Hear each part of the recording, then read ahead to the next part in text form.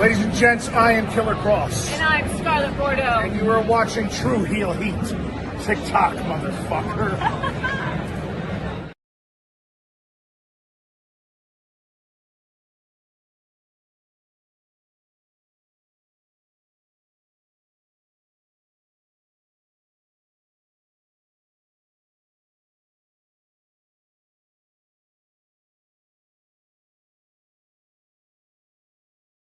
Hi, I'm the ballsy badass Shotzi Blackheart, and you're watching True Heel Heat.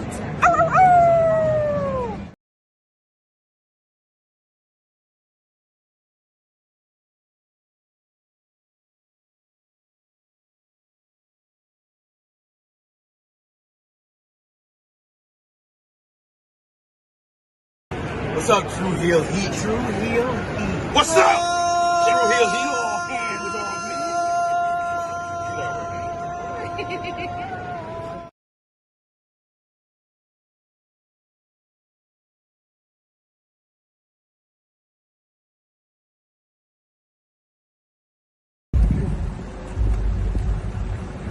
Yo, what up? You know what it is. It's your boy AJ Francis reporting to you live from New York City, the birthplace of hip-hop. And I'm telling you that I'm only tuned in with True Heel Heat Wrestling. Holla at me.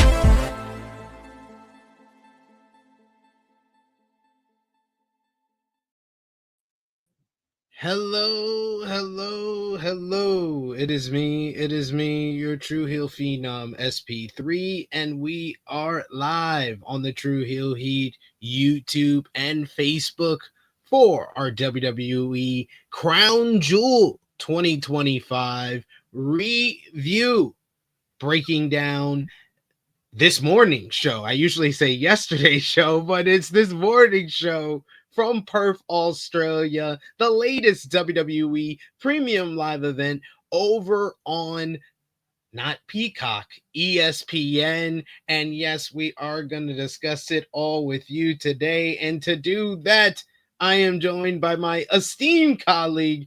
You've seen his face over on Coexisting with Rob and Maggie, over on Fightful, Overbooked. And of course, you've seen him quite a few times here on the True Heel Heat YouTube channel. It is our boy, Rob Wilkins. How are you doing?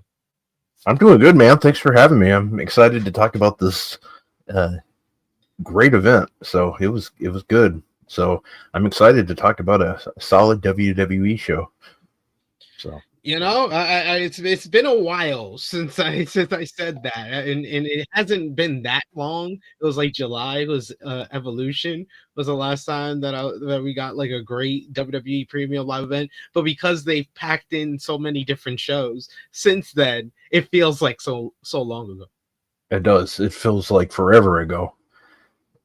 It's just crazy. I mean, the Evolution, like, I'm a big baseball fan. That was during the All-Star break. So that tells you how kind of long Major League Baseball All-Star break. So that tells you it's been a while, but it also doesn't seem that long ago either. So that's a great way to kind of put it in perspective. Like, it's been that long. Like, we're at end of the Major League Baseball season. We're in the division series going into the championship series, and then there's the World Series, and that was the All-Star break.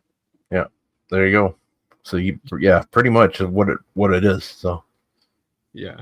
So we're gonna discuss this morning's show. We're very excited to talk about it, and I hope you are as well. To show your support back, sound off in the live chat, sound off in the comment section if you're watching us on demand, and of course we appreciate y'all for joining us live. Appreciate y'all for watching us on demand. Show your appreciation back. The simplest way possible is by dropping a thumbs up on this video. Helps out the YouTube algorithm. You can share the video. It helps other wrestling fans like yourself see this video as well. You can hit the subscribe button, hit the bell to stay notified for all the great content here if you are new to the True Heel Heat YouTube channel. And of course, if you sound off in the live chat, we'll try to highlight as many of your comments as possible. But of course, if you're feeling generous, you want to give back to what we do here, you want to show your support to the True Heel Heat YouTube channel in the best way possible, you could do so with a super chat donation.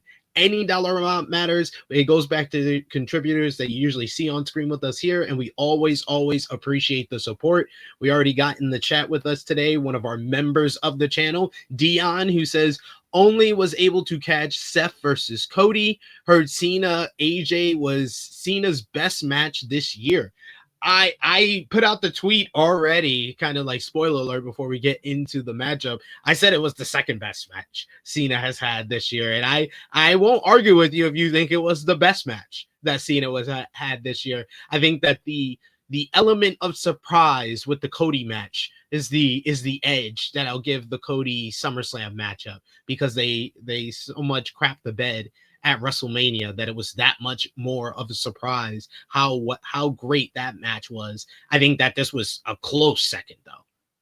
What do you think? Yeah, I actually put this ahead of it, but I think part of the reason why I do is because it's no secret I am a huge mark for AJ Styles and John Cena, so this had a lot more for me, but I can totally see why somebody would think like yourself, how you could see Cena and Rhodes having a better match at SummerSlam. But yeah, for the from the standpoint of me, this was my favorite match of Cena's so far this year. And we don't have many opportunities left to see if he can outdo it, so we'll see. Four more after today. G-Lug says yes, John held it down. We got I Make Beats in the chat. He says, what's up, guys? Glad Seth won and enjoyed Styles. Cena was a lot of fun.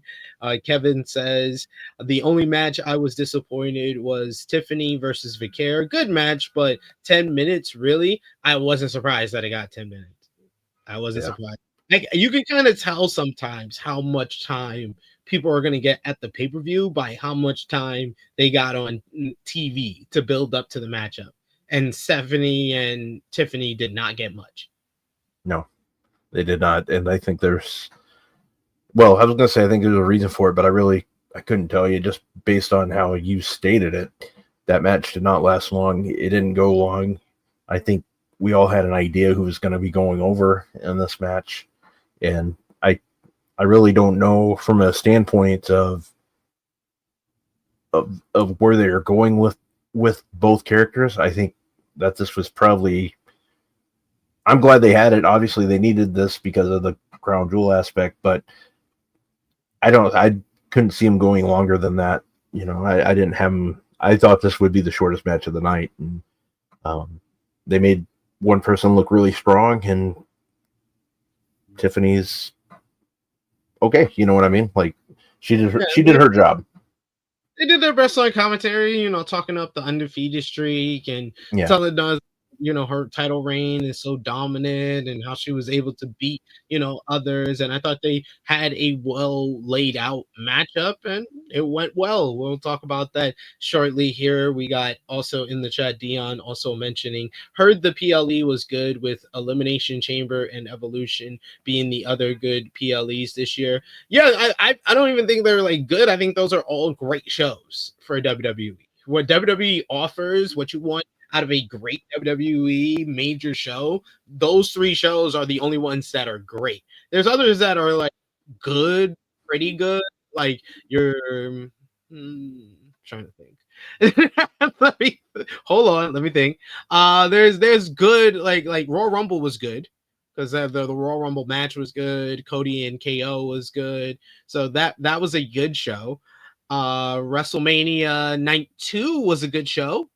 That was a good show. SummerSlam Night 2 was a good show. Like, but there's 3 great shows from WWE, and those are it. Do you agree?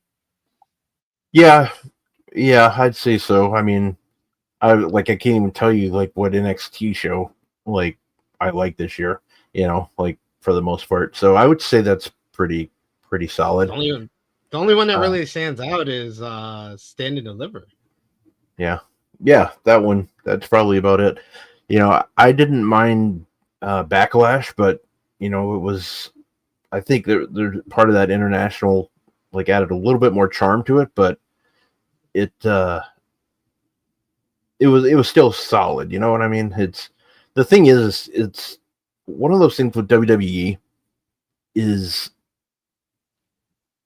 and I'm not taking a shot. It's going to sound like it, but we've gone through so much that sometimes the bare minimum is a good show. You know what I mean? Yeah. Like that's the way I look at it. Like for me to be blown away, it takes a lot, but that's not really WWE's fault. It's because I've watched so much that I'm kind of accustomed to it. So I put this as a really good show. There's so much wrestling to watch. yeah. And for what their perspective is and what they're trying to reach, it's a good show. Like that's the thing. Like I think people, to an extent, put a lot more. They put too much into WWE for the internet fans. Like, you know what I mean? The internet wrestling community. I'm not sure, I hate saying that word, but I think we put too much into it. But when they're trying to reach the casual fan, I think they do a hell of a job. From a business perspective, I think they do a hell of a job. So, yeah. Well, I think we have a 3-man booth here. As joining us is our face and ace of the True Heel Heat YouTube channel. He's trying to earn his name back. It's Mr. Romeo Anthony Colon. How you doing, Romeo? What up? We are so back. How do I sound? You guys hear me good? Yeah. Oh, you came back. You came back because WWE had a great show. That is not. Those two have nothing to do with each other. He took a hiatus. I just happen to be free. I'm either insulted or WWE has a great show. I just happen to be free. It was a nice early start time. We're here in that mid-afternoon. LSU doesn't play for another couple hours. I'm good. Let's do this. What's up, y'all? What's up, Rob? What's up, man? How you doing? Doing good. Good. Good to see you, Romeo. So how you feeling? See you, bro. We kind of let our some of our feelings out about this show. How you feeling about this show before we get into things? I agree with most of what you said. I heard some of what you said. This is definitely a better effort, better show than what they put on ESPN the first time around. Yes. I just wonder how many people saw it, considering how early it was, and if people are going to watch it back on demand. But they definitely showed out this morning. I want to see if ESPN starts sending out numbers, because that was strange that after WrestlePalooza there was no like press release from ESPN or WWE touting the numbers for the WrestlePalooza. Yeah, that, and also this is funny. I saw on Twitter, I don't know how you say his name, Andreas Hale, the writer. Yeah. Wrote the review for WrestlePalooza. Yeah. He was teasing his tweets like, "Oh, he's gonna have something good to say this time." It's like it's loading. It's like, "Oh, we'll see this reaction. We'll see." It's gonna get an A grade, and WWE's gonna boast it. WWE's gonna actually boast this one. They're gonna be like, "Look, we got an A." What's up, everybody in the chat? Everybody shouting you out. We got Power Driver Finisher who says THH Legend. Rob Wilkins, he is correct. Wow. He is correct. All right, but before we get into the nitty-gritty here, Rob, we'll start with you.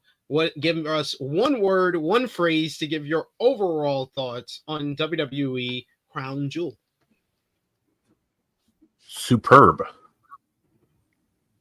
Romeo.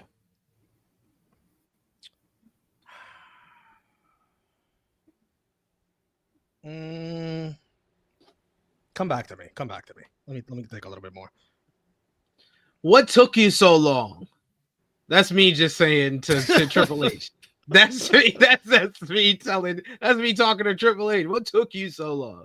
Oh, you needed all these. Yeah, I've been asking everybody I do a show with this week. I'll be like, have y'all been getting this on your timeline about people falling out of love with WWE and people hating Triple H? And I was like, you know me, Romeo. You've accused me of this for years, and I was like, I felt vindicated. I felt like I came out of an echo chamber, and everybody was saying the same things I've been saying for years now. And then he gives us this great show. So it's like, what took you so long? Did you need that? Do you need the fans to say something? I thought you said just shut up, sit down, and be a fan. But you actually need them to say, because he does this every time. This has been the theme of 2025. Every time he gets criticized, he actually does his job. I'll say that's more like it, yeah. And I saw people, saying positive things about SmackDown for once. That was weird. And if John Cena, it was just a fine show. It's like a 6.5 out of 10. Like, what are we? Right, but they had some like returns and like some changes, some new angles with. I know they had people with their original music. Yeah, they had Tama Tonga return and Shinsuke Nakamura's return, and they had the MFTs with the God face paint, the and Black stuff. Family. The Black Family. I mean, that's the. I was saving the bit for tomorrow. If you want me to talk about the Black Family, that's gonna be the best stable in WWE history. I can't wait. But Can I say one thing about Cena real quick? Because I know people are very, very down on his heel turn for sure. That's 100% justified. But if Cena keeps putting out these bangers, he's on a hot streak right now, minus the Brock thing because they didn't let him. If he keeps doing that, it's like you can't 100% say that his farewell tour was a bust or. However you want to describe it, however it's been being described by a lot of people. If he's still got a couple more of these, and I'm like, it will be remembered for some of these matches that he has given us. These are bangers. I don't think that's going to totally change the perception of the retirement tour. I think that people will just view it as a retirement tour of two halves. The half that Triple H actively did not have a follow-up for the great all-time heel turn. And then the half where it really seems to me, I said it to y'all, and I'll just say it out here live on air. It feels like to me, John Cena said, I'll do you this one favor with Brock Lesnar, but everything else, I got the keys now. Give me who I want. I'll do Logan Paul in Paris. Give me AJ Styles. He'll probably do one of the young guys he likes next. And he probably do Gunther to end things off, and I think he likes Gunther as well. So driving. It feels like he's driving. Like he got to pick this one. It's just obvious here. Like they try to make it feel like, oh, the fans picked it. No, it's Cena who picked this one. That's why Triple H is not taking credit for it, because it's not his idea. So he's willing to give it to the fans. He's not willing to just say Cena did it. It's not going to be till like years from now that we get a John Cena interview where he lets us know that he was like frustrated at this point, and then he had to take the charge. Stealing R-Truth's gimmick there. I'm in control now. I'm driving now. Yeah, it was only like a three-week gimmick anyways. Yeah, might as well give it to somebody else. That's a good one. We do got a super chat donation before we get into the nitty gritty. Dion, thank you so much. He says SP3 was on the F Triple H train before it was cool. Yes, I was. I was. When everybody was a fan of Triple H, I was just like, it's good, because I'm always honest. I was like, it's good, but let's not go overboard. I know. A lot of this, I was the first guy. You see all these videos now saying, "Oh man, everything that Triple H is good at was stuff that Vince already started." And I was like, dude, I literally got a journalist kicked off of Twitter saying that. Because he disagreed with me, but I was right. 2 years later, you find out I was right. Dion, I know. Jimmy Macram knows. Some people know. This goes back to before Triple H even took control. This goes back to SB3's teenage years. Are you kidding me? That's how far this rivalry goes back. It does. F Triple H way back. Because I was a Rock fan in like when I was a kid. So he was feuding with Triple H all the time. So it was always, I hated him. I hated him when it was about kayfabe. And then when I learned about like the real life stuff, that was around the time that he was politicking with like Stephanie. And then I learned about everything with like the clique and stuff. And I was just like, nah, fuck this guy. When I got the rose tinted glasses off of me in wrestling, it went from I kayfabe hate this guy to no, I don't like this guy at all. That's me with Edge. Really? Real life stuff he's done. Yeah. I don't What, forgive. Stealing Matt Hardy's girl? I don't forget. I was always a Hardy's guy. Always. This guy, Edge and Christian, always beat them. Always beat them. Then he steals his girl in real life. Yeah. And then he's the biggest heel. Oh, my goodness. I hated him. That's a good point. That's a good point. I didn't think about it that way. That is a good point. And I was always related. an Edge and Christian guy. They were like Edge and Christian and Kurt Angle were the first heels that I really liked in wrestling, kayfabe wise. And related to that is that you had the crowd afterwards, the post press conference, chanting for Edge and singing his song. Did you see that? Yes, I did. And they chanted for a lot of guys. They chanted for Moxley. They chanted for MJF. I think I heard a Batista chant. Oh, I heard F Saudi. We want Mania chants. They were on one. Jeez. I love her. I'm probably missing a few. Oh, they chanted Asuka's a C word. Asuka is wow. And Rhea broke character. Like, oh shit. It's like y'all wilding out here. Yeah, it was wild. I mean, I hated all these years. Like the only time that I ever cheered for Triple H was I always tell the story, the 2002 return at Madison Square Garden. Yeah, I broke kayfabe. This was back when I didn't like him kayfabe wise, but I was into the story of him coming back from the injury. So I was like, when he came out, I was like, yeah. And my mom was like, wait, I thought you didn't like him. I was like, I don't, but So yeah, that was the only time I ever liked him, when I was before kayfabe and before I learned everything else that he has done to get where he is today. We got Dion who says he was so smug. Me and my friend Mark will stop watching. Yeah. He hates the fans. I'm gonna get on the internet. I'm gonna write a tweet about it. I'm angry. He always mocks the fans. He hates the fans. He really does. Like that is why this year has been hilarious PR wise, because he's basically exposed something that I've known about him for years. Damn. All right, let's get into the show. Rob will be joining us shortly here. I think he's in the backstage. He's getting ready. Give me thumbs up when you are. But we're going to get into the opening matchup here. It was the Australian Street Fight. Bronson Reed back home in Australia. He got a good reaction and then a lot of boos afterwards, which was hilarious. We should mention with the opening, Rhea Ripley narrated the intro video for the show. The intro for the show was about the loud international fans they've had in recent years and encouraging the same from tonight's fans. And boy, oh boy, they were loud and they were vibrant throughout the show.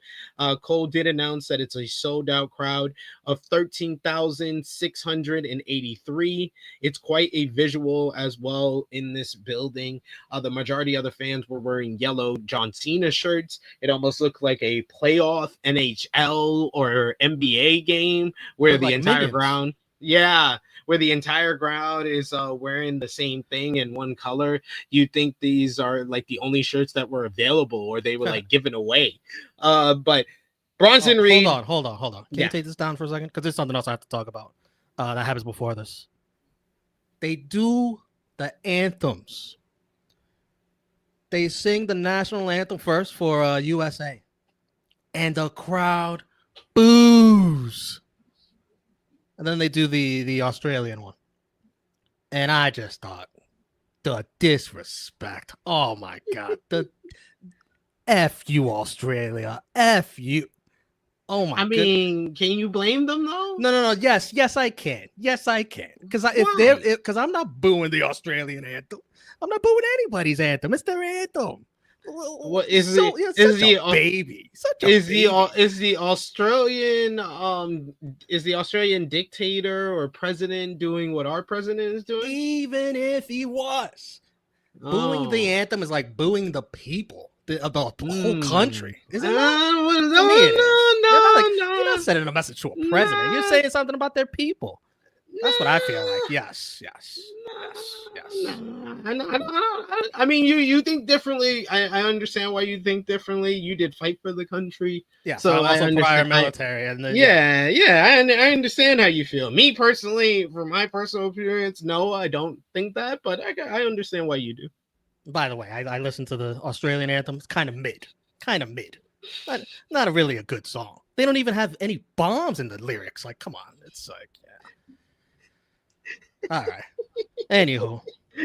We get Roman Reigns coming out. Despite Reed being the Australian in the matchup, Reigns was easily the crowd favorite here. There was even an early fuck him up Roman chant. Roman was How'd you like the set? That set in the set was fine.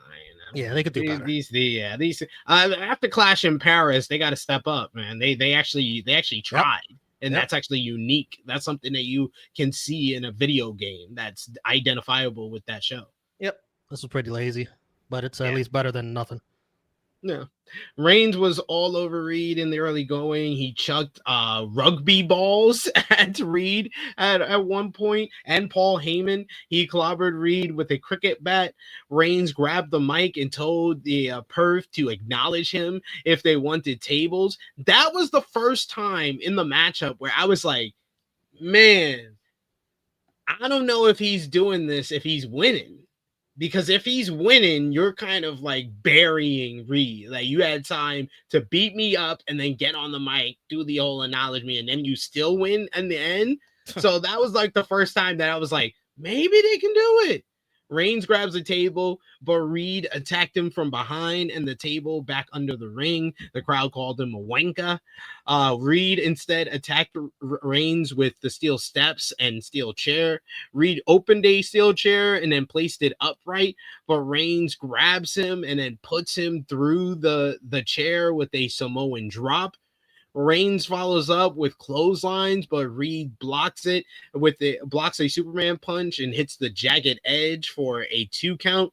Reed attacked Reigns with a stop sign, and the fans chanted "Reed the sign." Reigns instead hits a Uranagi on Reed hits a Uranagi onto the stop sign. Reed missed a senton and then landed on the sign. Reed also missed a corner charge and then went face first into a chair that was wedged in between the ropes. Reigns responds with a Superman punch and gets a 2 count. Reigns goes for the spear outside the ring, but he is actually caught by none other than Braun Breaker with the spear of his own. The Braun Stars then set up and they hit the shield power bomb through the announce table on Reigns, laying him out. The fans start chanting "Yeet," wanting the Usos to come out, and that started their music as Reigns was being dragged into the ring. They come out, they super kick Braun Breaker in the entranceway. Then they start teeing off on Bronson Reed. The Usos handed out hip attacks. Then they gave super kicks and then the 1D to Braun Breaker. The Brawns were basically laid out. They were able, though, to fight back when it looked like the Usos were going for the double Uso splash. They break out of that. They use nefarious means. Reed shoves Jimmy off the top rope. Breaker gave Jay a press slam into a gut buster. Breaker then speared Jimmy through the barricade. Reed was about to give Jay a tsunami, but Reigns hit him with consecutive Superman punch. Reigns then punches Braun Breaker off the apron when he tries to help Bronson Reed. Reigns looks like he's in control, but Reigns and Reed start fighting for position with the corner table. After Reigns avoids the jagged edge or from Reed hitting it once again, Jay comes in. He goes for the spear on Bronson. Bronson moves out the way, and Jay spears Roman through the table by mistake. Big reaction from the Perth crowd. Breaker then spears Jay. Reed heads up to the top rope. He hits the tsunami.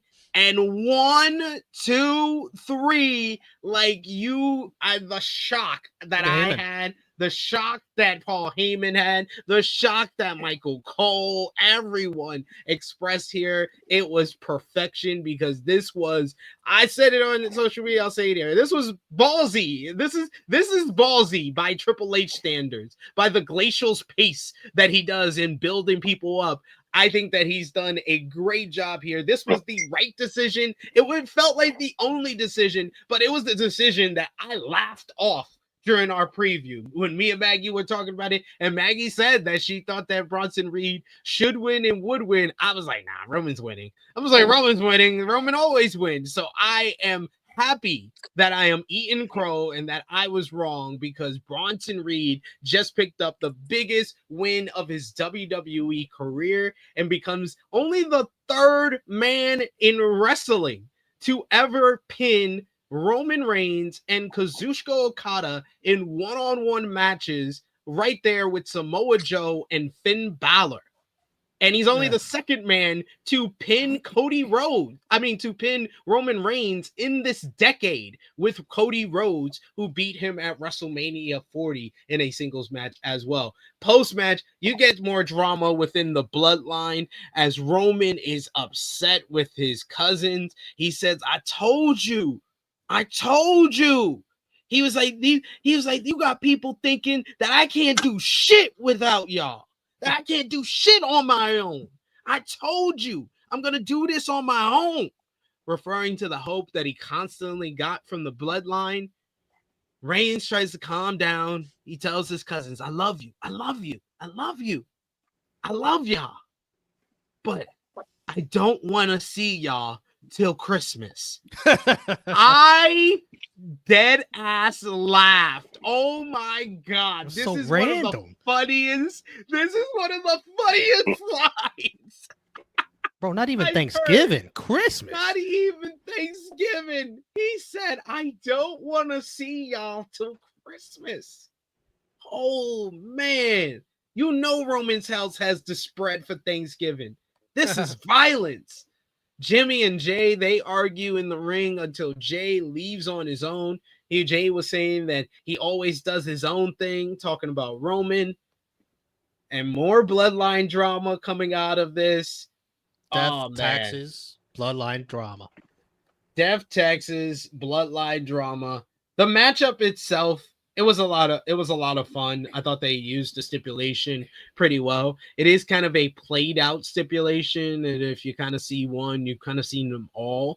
So it wasn't like it. And on this card, it's not one of the better matches on the card, in my opinion. But I'll give it like 3.5 stars. It was a good start to the show. A lot of fun. The drama at the end, it makes things intriguing coming out of it. But the post match I thought was even better than the match itself because I'm like. I just find that hilarious. So is Roman not in Survivor Series? Is he not in War Games because he doesn't want to see his cousins till Christmas? I don't understand. Y'all work together. What is going on? Romeo, what did you think about Bronson Reed and Roman Reigns and the post match? So many thoughts. I got so many notes. First, the match was presented by Power. I know you'd like that one for sure. I was expecting. Oh shit. Yeah. I thought Roman was doing a lot of ass kissing with the rugby stuff. Very, very unlike Roman. The Usos very late. What are they? The Hardys? The Jeff Hardy? Very late to help Roman when he needed it. I thought ain't no way Roman was going to take a damn jagged edge to that table. I was right. He took the spear. I think the spear, the J drama, the Uso drama creates a nice story thread, even though it's more bloodline drama. You know how they do when they get to war games of, trying to pull people apart so they could bring them back together to overcome the big bad. The post show, I thought some of the chants from the crowd was kind of cheesy and cringe, but it was funny. Roman was funny. Roman was hilarious, man. I think people need to calm down around Bronson Reed. Calm down. All these stats you're throwing at me. Yeah, he pinned him. He needed help. There's one big giant he beat him. Asterisk. He sorry. beat him. He beat him. Yeah, okay, yeah. The record book shows he Cody needed help. The record book shows, he won. But calm down. So we denying Cody's win. We denying Cody's win because he needed help, huh? That's what we doing now? That's what we doing now? Evening the odds. Oh no. The help came from Braun first, did it not? They cheated first. Oh, but was that the deciding factor? And isn't this an Australian street fight? It all adds isn't up. Isn't this an Australian street fight? It is, which is why, you were talking about the stipulation. That's why they put the stipulation in, so they could get away with this bullshit. But this doesn't get past my eyes. Calm down. Bronson Reed needed help. Let's see Bronson Reed do it on his own. It'll mean even more if he does it on his own, but he's never going to do that. He's never going to do that. He's never going to do that. He's never going to do that. Let him have this. That's what a good guy, Roman. Let's give Roman his credit. Exactly. The only way you beat me is you get a lot of help, pal. Yeah. Hey, put him over. This is all good for building heat and story and furthering everything. So I'm fine with it. Fine with everything. Although I'm still going to say that giant asterisk. And, I honestly hope we don't see the Usos till Christmas, honestly, because, I know what I want for War Games. I've heard the reports out there about what it's going to be. I want the Avengers team. That's what I want. I want Roman. I want Punk. I want Cody. I want Cena. I want Randy Orton. I want that. I don't need the Usos. I'm fine. If you stay till Christmas, it's fine. I'm probably not going to get all that.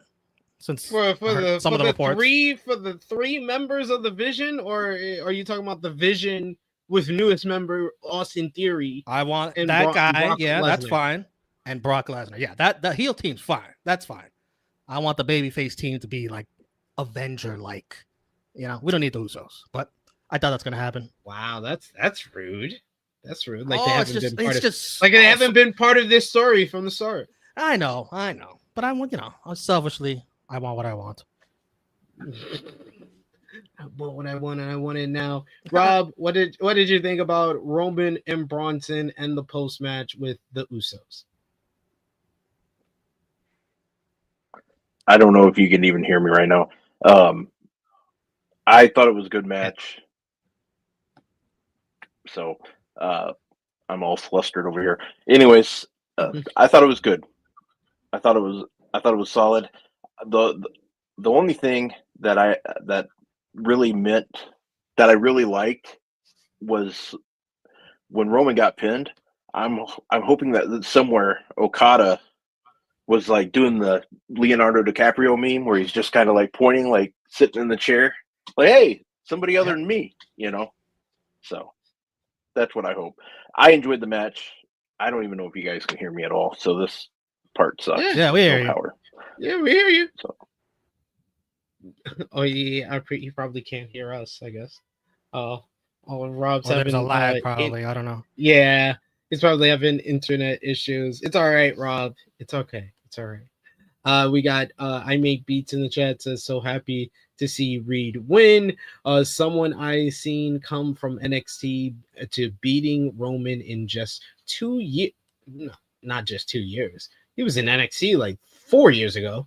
But he came back 3 years ago. So I understand if you just started watching 2 years ago, though. You also got here Jose, who says, would you guys say this win for Bronson is at the level of when Bronson beat Okada? Not talent-wise, but in the sense of Bronson beating the top guy. 1,000%. Those are the two biggest wins of his career. That put him on the level where he could get a shot at the IWGP World Heavyweight Championship when he beat Okada in the G1.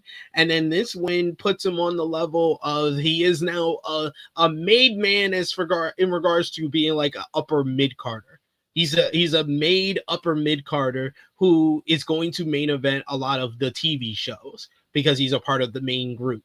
But they have done a good job with this program with Roman Reigns in giving him an identity with the tribal thief gimmick and giving him a little bit of an edge. He has a big win that he can boast about for years to come. You've seen what Chris Jericho did with beating Rock and Austin in one night. I think that Bronson Reed with Paul Heyman by his side can do that with this win over Roman Reigns.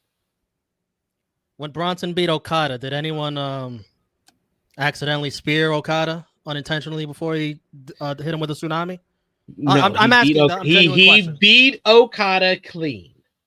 Then that's more impressive in my eyes. I didn't say beat Okada. I didn't say beat. So Roman then Reigns I'll clean. say it won't. I said he beat question, Roman Reigns and not at the level. Kazuchika Okada. So then for me, it's not at the same level because if he beat Okada clean, that's what you're saying. Clean as a whistle, no interference from anyone. Nothing that Okada got distracted. And he's the only one of the three people that have done this that beat them at all of the peak of their powers. He beat both men at the peak of their powers. Balor beat Roman back in 2016 when Roman was basically didn't know who he really was at that point still. The big dog? Yeah, that was big dog era Roman. Then he beat Okada in 2013, which is like the start of his kind of run in New Japan Pro Wrestling. And then with Joe beat basically a rookie Okada back in 2010, and he beat Roman in like 2017. They all have negatives, if you ask me, each one. This guy, now he's a wrestling win snob. Look at this guy. I'm just calling it like I see it. I just want to point out the factors surrounding this in case people forget, because people are gonna run with it. Oh, Bronson beat Roman. He did. Yes. In actuality, there's no buts. He did. It doesn't. They don't give it a but. Things up. Guess what? You know what I was always told? Why is he mad at Jey Uso then? Why you don't want to see him till Christmas? Told Romeo? What? You know what I was always told? It doesn't say the details in the record book. It just says. I'm here to remind you. That's why I'm a friendly reminder. Thank God I'm here, right? SB3 would just be running away with it. He beat him. But why does Roman not want to see his cousins till Christmas? There's a reason. Because they effed it up for him. Yeah, they messed effed it up. They shouldn't have came out. No, they should have come out. It should have come out a little faster, as a matter of fact. But damn, did you have to spear Roman through a table? Cause really? Are you still into the bloodline drama? Oh yeah, for sure. Sign me up. I'm fine. I'm fine with it. Well, Rob is said it's okay, Rob. I understand you're having power issues and stuff. We appreciate you. You can sound off in the live chat. We'll highlight all your comments if you want to contribute there, brother. No issues at all. We appreciate all the time that you gave us anyway. But backstage, we did get a kind of a follow-up to this opening match segment, as you get Bronson Reed being congratulated by Paul Heyman. Heyman is there with Braun Breaker, and he says the vision of the future now meant Reed and Breaker. Heyman also told them that to stay in the back. He says no matter if Seth Rollins stands on the top rope, looks towards the back, flailing his arms, calling for help tonight, we don't help him. Heyman says that. He says that we will find out who is the alpha. Breaker didn't seem to like this. He was asking Bronson what happens if Cody wins, and he asked Reed what would happen if Rhodes won, and Heyman returned to tell him, I think you both know the answer to that question. and the two Bronze look at each other in bewilderment. Well I done. like that they did that. That was well done. Yeah, well done by them. I'll mention something else about this later when we talk about the main event, though. Yeah. All right. Next up, you had it was the Crown Jewel, the Women's Crown Jewel Championship matchup. We get a video package for this matchup. Why? I don't know why, because there was no build up to this matchup. It was basically just showing us highlights of both women, saying that this is like a dream match. This was the first time ever matchup. Vaquer has the most wins in WWE in 2025, while Stratton has the undefeated streak. She's the only undefeated woman on the WWE roster this year. Wow. They, Nice shot. yes. But what did they do with this entrance? This was not a regular entrance, no? No. This was like a special entrance for the show. So I was disappointed. I like when they do the horns in the beginning, Stephanie. that's true. They wrestled back and forth early on. Vaquer kept getting the better of Stratton. Vaquer also kept shoving her boot in Stratton's face. Vaquer tried a submission, but Stratton countered with the back suplex. Stratton followed up with a handspring elbow and then a nice-looking Alabama slam for 2 that looked really good. Vaquer came back with a dragon screw and then a corner meteora for a 2 count. Stratton was able to get back into control. She followed up with a backbreaker and got a 2 count of her own. Stratton tried a senton bomb off the top rope, but Vaquer was able to get her knees up. She then followed up with the Devil's Kiss, which got the usual big reaction from this perf crowd.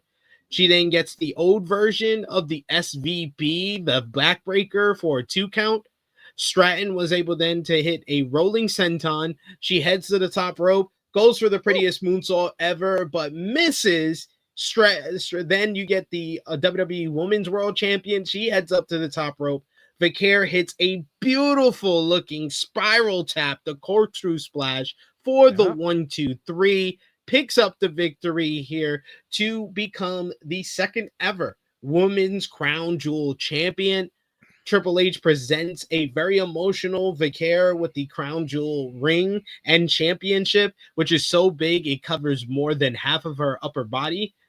The crowd chanted, "You deserve it." Jackie Redmond handed Vaquer a microphone and she cut her typical endearing promo. Vaquer says that they did this together.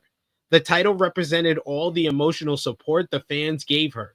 She followed her dreams, the fans believed in her, and now she believed in herself. Now La Primera was the world champion and the Crown Jewel champion.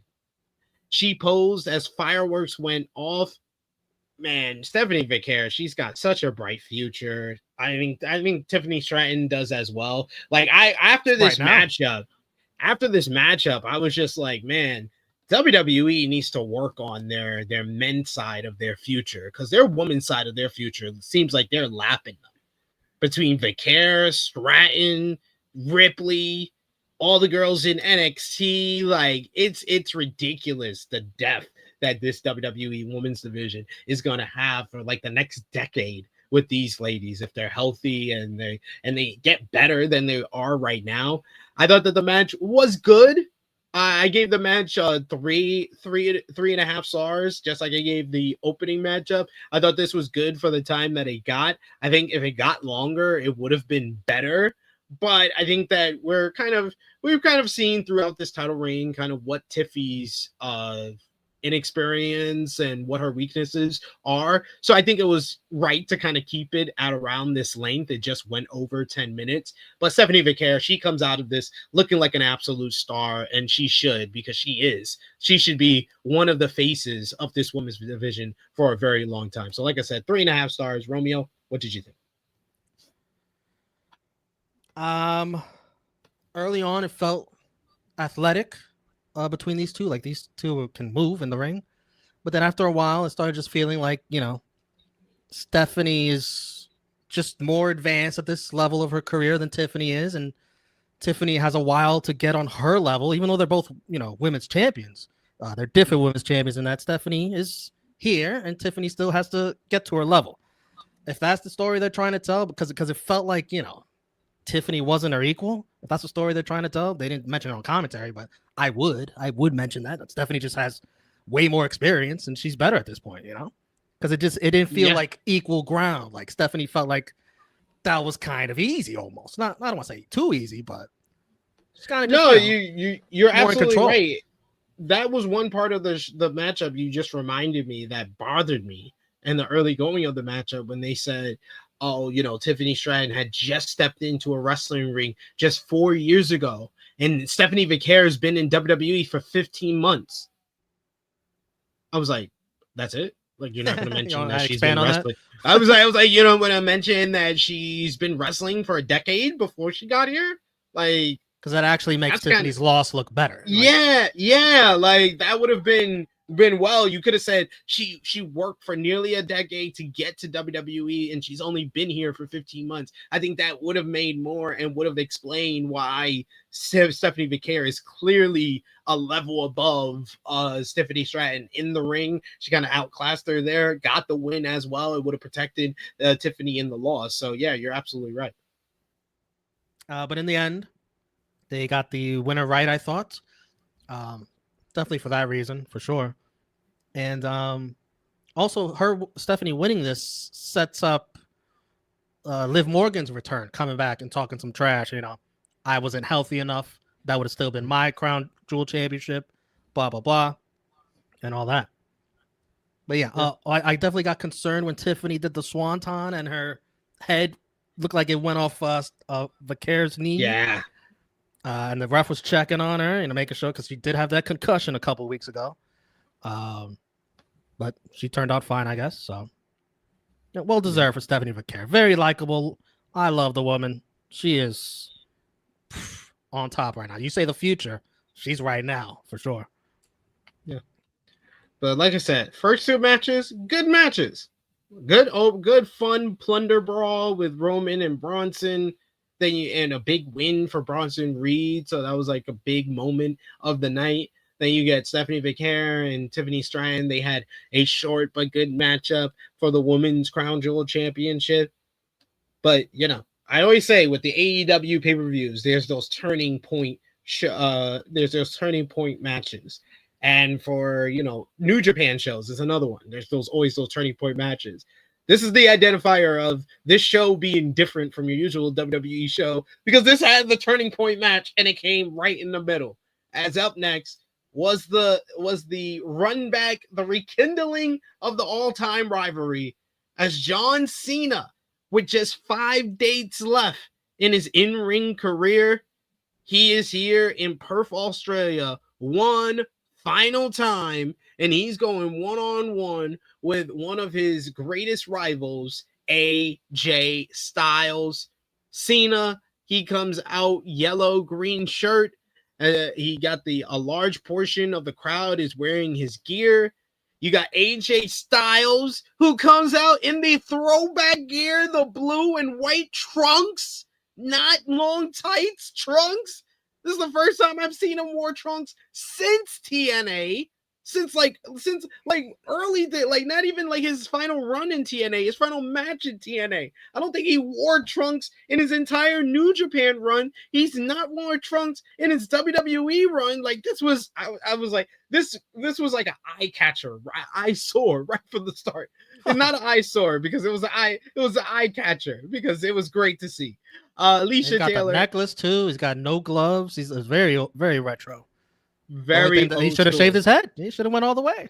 Off it. Okay, that's shave the beard. He's got beautiful. I'm trying to imagine him without the beard, without the hair. It's like you could see it. You could see it.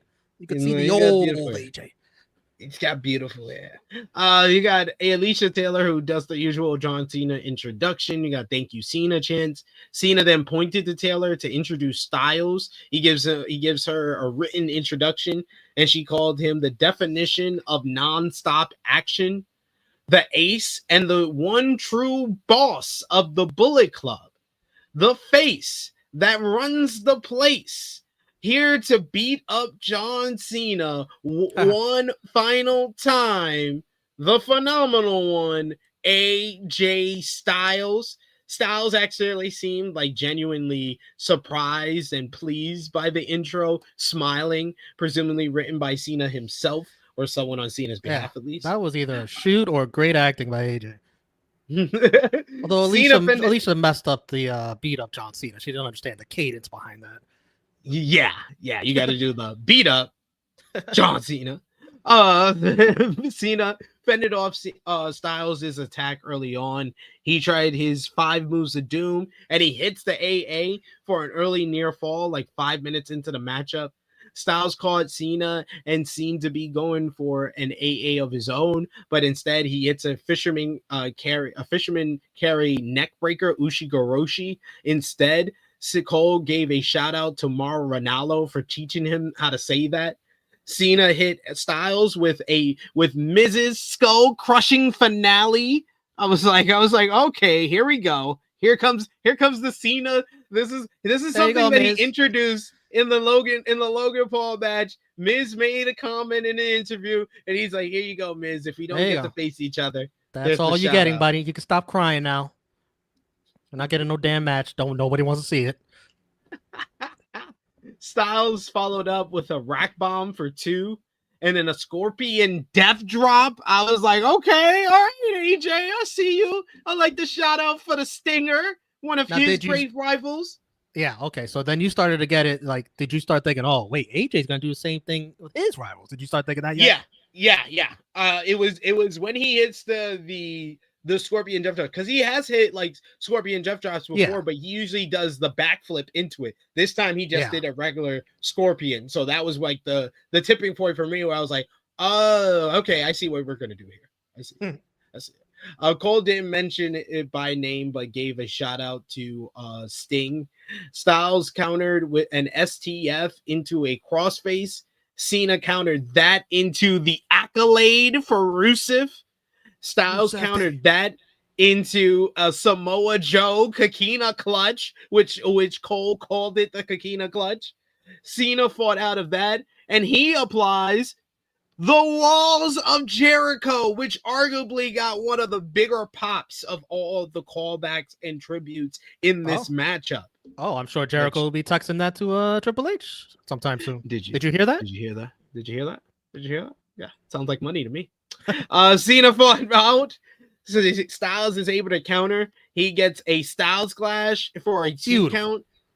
Styles went for a phenomenal forearm, but Cena was able to catch him and give us arguably the best moment of the entire matchup, where he catches him, sets him up, gives him the kiss to the forehead, and it's the Sister Abigail to one of the biggest pops. This crowd absolutely exploded and then went into a full chant as Cena and Styles sold, as they did like a whole full minute of them chanting, "He got the whole world in his hand," and they got the light up on the cell phones. Beautiful moment. Barrett mentioned Bray Wyatt saying that we miss you, pal. The fans didn't waste any time getting their cell phones out and everything.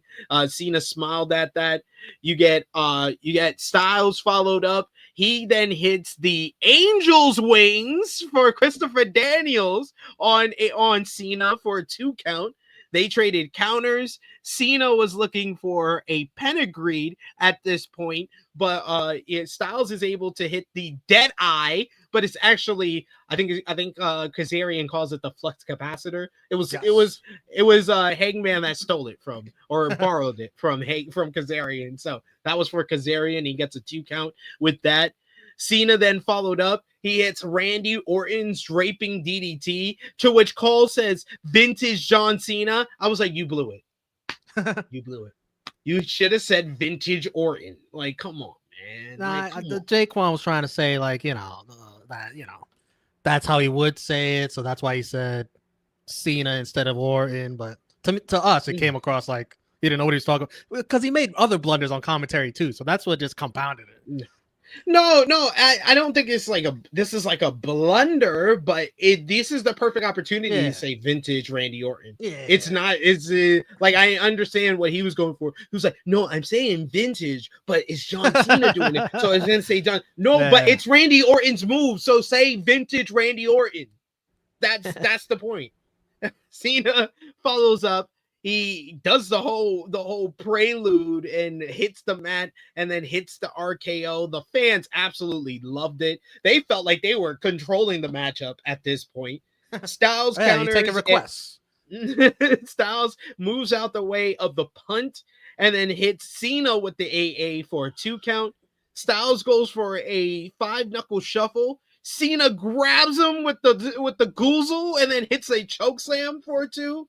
The crowd started chanting 619, which was funny enough, but it was immediately followed by Cena dropping Styles on the middle rope. Cena acted like he was going for the 619, but AJ takes his head off with a lariat. Styles Seamless, follows almost up. like it was a part of the match to begin with. He just called it. They called it in the ring. They had to call that in the ring. Styles hits a springboard 450, completely like taking out Cena's ribs with his knees. He then tunes up the band in the corner and gives us the moment that fans have been wanting for years. They've always wanted to see AJ Styles and Shawn Michaels in the ring. Well, you got AJ Styles doing sweet chin music on John Cena, one of his all-time great rivals. It looked good live. Now that I'm seeing this photo, Cena did not want to take that, bro. He did not want to take that. He was like Knights of the Peacemaker. No, this is the movie face, bro. Yeah. Styles gets a 2 count for that. Then Styles goes to the apron. He hits the phenomenal forearm. Cena, he gets him down for the 1-2. Cena kicks out at 2.99. Cena is brought up by Styles, but he immediately gets him on his shoulders. He hits an AA for a near fall. Styles tried a high cross, but Cena rolled through. He hits him with a tombstone power driver, dating back to one of his earliest rivals in his career, The Undertaker. He immediately picks him up. He hits like a 5th AA in this matchup. 1, 2, 3.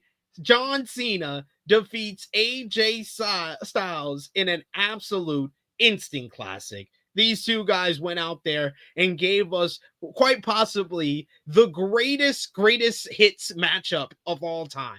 WWE does this matchup ever so often. They usually save it for WrestleMania, but ever so often they will do it on a big premium live event like this in front of a hot crowd. This was the perfect crowd for this matchup. Two guys that knew the excitement, the assignment, and proved themselves of why they are two of the greatest of all time. And you just know they had the time of their lives. I know they have had other great matches in the past. I think the Royal Rumble 2017 matchup is one of the greatest WWE championship matchups of all time. I think their SummerSlam matchup in 2016 is one of the greatest SummerSlam matchups of all time. Their matchup at Money in the Bank 2016 was great as well. And even their SmackDown match in 2018 was very good. But man, this is something that you're going to remember. You're going to remember this matchup because of where they're at in their career. Cena down to just 4 more dates after this show. They talked about it on commentary that AJ Styles has confirmed that he is retiring next year. You know you're never going to see anything like this again. So, I mean, I don't blame anybody who says this was absolutely perfect. This is near perfection for me. I give it 4 3/4 stars. They went out there, stole the show at like 48 and 49 respectively. Like, they are at the twilight of their career, at the end of the line, and they just went out there and completely stole the show in just an instant classic. Not much story to it. This is just like a greatest hits matchup. But as far as greatest hits matchup, this is one of the best that they've ever done, WWE. Man. You know, I'm glad AJ got to have this. Because, you know, we're nearing the end of John Cena's farewell tour, and it feels like this is the beginning of AJ Styles' farewell tour, where he said, you know, he wants to be retired in next year. So I'm glad he got to experience this, and they went all out. This was just great fan service. This was for the fans, and they put it all out there, man. It's just as a love letter to wrestling, a love letter to their careers, a love letter to their rivals. Everything was just awesome. Like I put this right up there with their SummerSlam and Rumble match that you mentioned. And I love those matches. Love those matches. Like 5 stars to me. I put this right up there with them. It's probably like third, but so much fun to watch. Lots of counters and blocks early on, like they should be, because of how much they fought each other. They should know each other like the back of their hands. The Sister Abigail thing, it's huge pop. And man, you know, anytime you mention Bray Wyatt or you allude to him, man, you get wrestling fans emotional, man. That got me tearing up. Like, you know, we just all miss him and all that. But the orange stuff was funny. Like this guy going for a punt. Like, come on, relax. Jeez, John. I mean, you really hearing voices in your head now. The choke slam I thought was funny. The 619 stuff, hilarious. Like San Diego, he's going to pull it out. Give him time to practice this move because he might pull a hammy trying to do it right there in the middle of that match. San Diego, War Games, I bet you that's when we see it. AJ looked good, man. He looked like he was in his prime, in his retro gear. Love the tribute to HBK, the match we never got. Oh. Cole had a funny line. He was like, are there any moves left? I thought that was funny.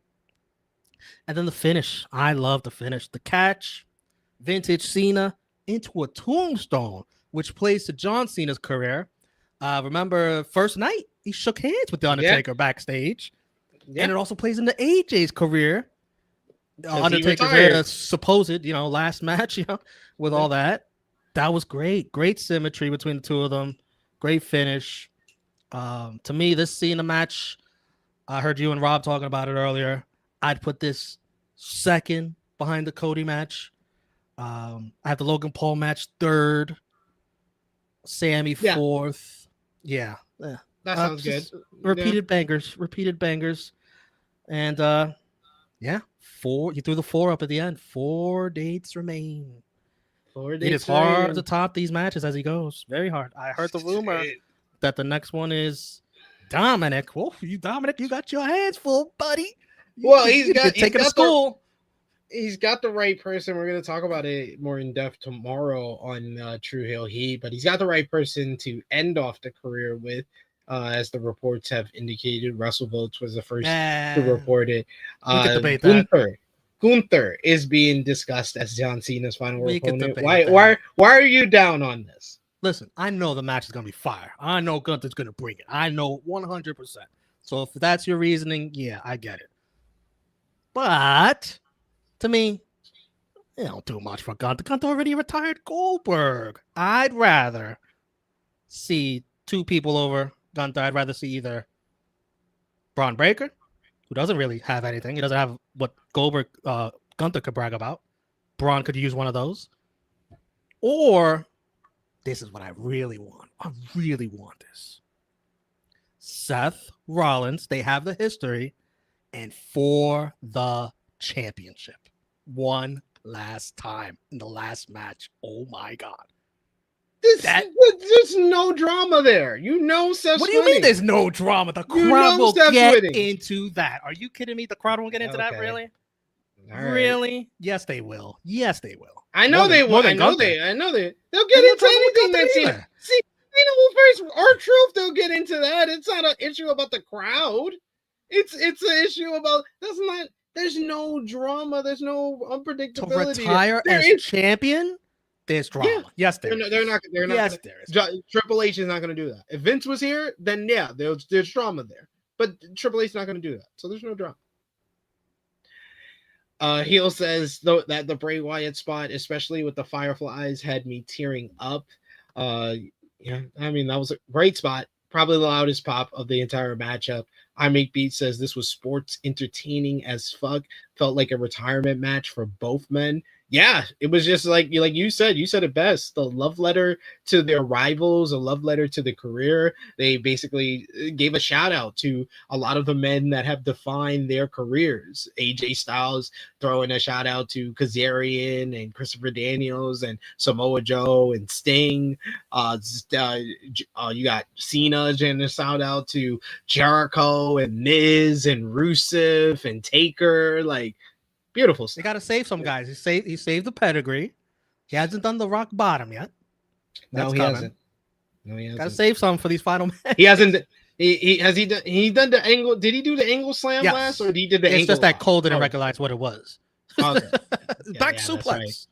Oh, this guy has regressed, guys. We need to start having these serious conversation He's about lost the his Michael Cole fastball. regression. The Michael Cole regression is serious, y'all. We got a super chat donation here from our boy Chuck Berries. Thank you so much, Chuck Berries, for the support. We appreciate that, sir. He says, could you guys see AJ Styles having a legit retirement match against Samoa Joe in AEW after his contract runs out in 2026? Too bad Christopher Daniels can't go anymore. I feel like Daniels would say, fuck that, Yes. Sorry, Hangman. He would. Sorry, Hangman.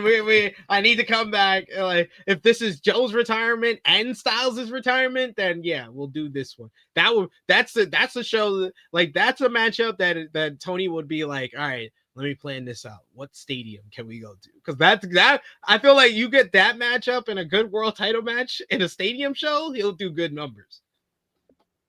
I think it's dependent, and this is a big, it's dependent on how Triple H books his retirement run, which, going by experience, you would probably think it's going to suck. It's going to suck. If AJ is satisfied enough with how his ending goes in WWE, I don't think he messes with that. It just seems like that's his character. Good. He's good with that. And also, if he was tempted to do this in AEW, he'd be tempted to wrestle that entire roster. So then he's not even retired. He's staying here for another year, I guess. Yeah, because why stop there? So many dream matches. He'll come in for that, and then Will Ospreay will trap him in a locker room and be like, "Do a match with me." Everybody. Kenny Omega will then come into the locker room. Kenny will be like, "We still got to finish our program. Remember, I turned on you 10 years ago. Come on, let's do this." Hangman, Fletcher, MJF. There's a whole damn laundry list of people that would be like, "Hey, you got to retire. Wrestle me." Yeah.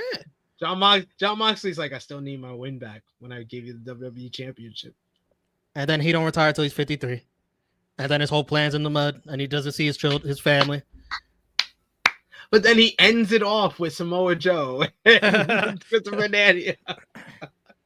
Yeah. Oh, he ends it off the right way.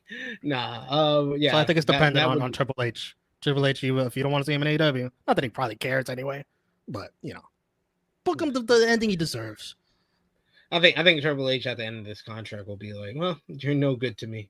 You're no good to me. You've wasted your need for me, my need for you." TNC Cooper says Triple H is in the mud. Do you have any idea off the top of your head a final opponent for AJ Styles in WWE? CM Punk. You don't think it'd be a young guy? Or is that is that what you want, or versus what they will do? I think they would do probably someone like a Finn Balor, which I think that's just a waste. I feel like if it's not CM Punk, then Roman Reigns, because that's another guy that's defined his. Like, CM Punk is cool because it's been 20 years. They've never faced in WWE. They've had these very parallel different careers that started on the independent scene, Ring of Honor, TNA, came to WWE, became world champions, have a legacy here. It's been very comparable, and they were always like ships in the night, where Punk left 2 years before AJ signs, and now they've been in the company for the last 2 years, and they haven't been able to go one-on-one. They've only faced in the three-way in the Money in the Bank qualifier this year. So I would like that. That's the most interesting one where it's a fresh matchup that you haven't seen in a long time that still has history tied to it. Roman Reigns is a great one because he hasn't faced him since that first year. And that was the first guy that made him, like, if it wasn't for that Roman Reigns feud, he does not go on to become WWE champion. He just does not.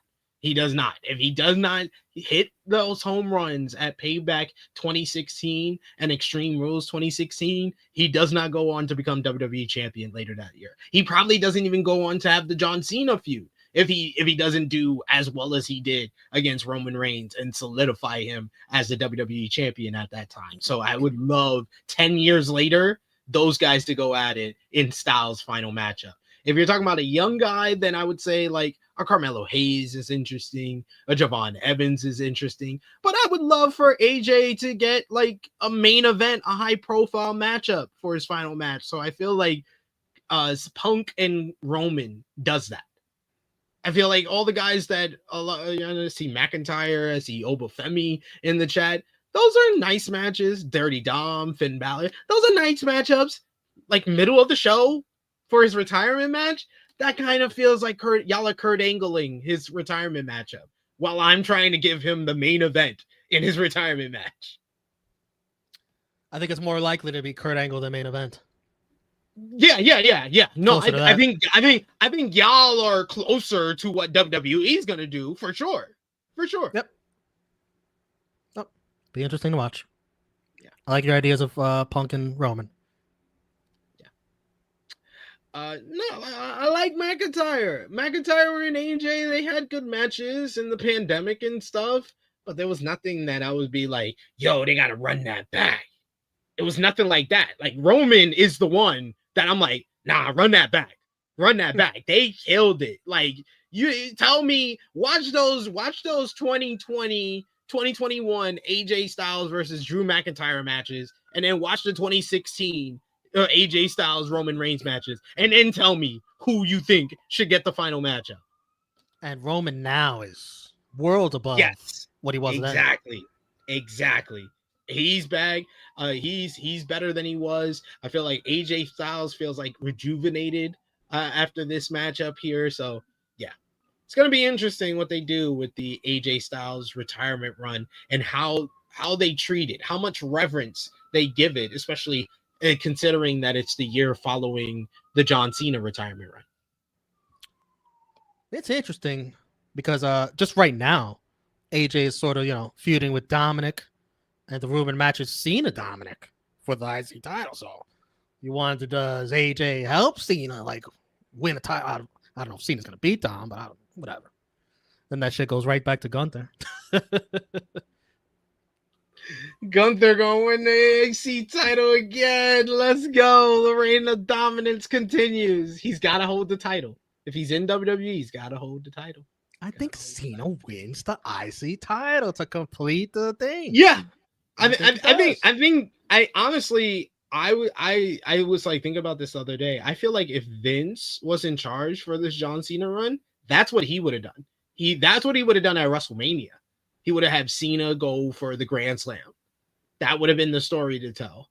I don't know if he would have automatically give Cena the world title. He was kind of always in this kind of like, okay, we're going to keep Cena in the mid card and he's going to boost this up. We're going to get another main event because we're not going to put Cena in the world title. We're going to put him over here and he's going to make this feel more important and on the level of the world title. I think Vince is in line with my idea for his last match and hasn't won 18.